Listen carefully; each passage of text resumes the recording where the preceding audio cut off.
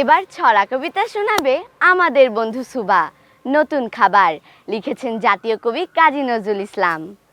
কম্বলের অম্বল, কেরোসিনের চাটনি, চামচের আমচুর, খাই শনি নাতনি। আমরা দামড়া, কান দিয়ে ঘষে নাও, চামড়ার বাটিতে চটকিয়ে কুষে খাও।